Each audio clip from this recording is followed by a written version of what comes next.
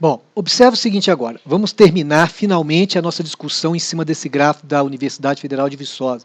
Um gráfico interessante que compara a evolução da temperatura em uma região ao longo de um dia de 24 horas. Agora, finalmente, eu quero avaliar quando a temperatura foi positiva e quando foi negativa. Só de você olhar o gráfico, você fala assim, aqui ela estava positiva, positiva, positiva, positiva, positiva, positiva, positiva. Opa, agora ela está negativa, está menor que zero. Negativa, negativa, negativa, negativa, negativa, negativa, negativa, negativa, negativa. Opa, ficou positiva de novo. Positiva, positiva, positiva, positiva. E agora sempre positiva. Não ficou mais negativa.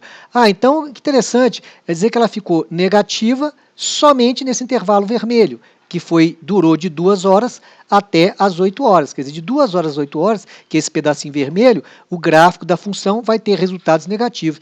Então quer dizer que toda vez que eu tiver um gráfico, e olhando o gráfico, ele estiver abaixo do eixo horizontal, o eixo das abscissas, o famoso eixo X, quando ele estiver abaixo, aqui no caso chamado de eixo Tzinho, a função está assumindo valores negativos, exato. E quando está acima, que é essa parte aqui, ela estaria assumindo valores positivos, exato.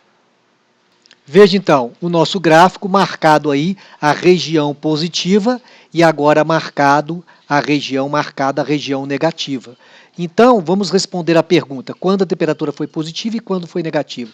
Quando a temperatura foi positiva e quando foi negativa? Se a temperatura, se o tempo ficou entre 0 e 2 horas, aqui, ou o tempo ficou entre 8 e 24 horas, a temperatura foi positiva. Em compensação, se o tempo foi de 2 horas até as 8 horas, a temperatura foi negativa. Isso também a gente pode representar dessa forma. Veja, aqui eu usei a notação de intervalo. Se o tempo está entre no intervalo de 0 a 2 horas, né, aqui eu posso até... como é que diz aqui, fechar o intervalo, não tem problema, começando, se eu estiver começando com as 2 horas, né? Então, se o tempo ficou a partir das 0 hora até as 2 horas, ou o tempo ficou entre 8 horas e 24 horas, positiva. Por que você deixou aberto aqui o 8 e aberto o 2? Porque, na verdade, no 2 e do 8, ela não é nem negativa nem positiva, é zero. Lembra das raízes da função?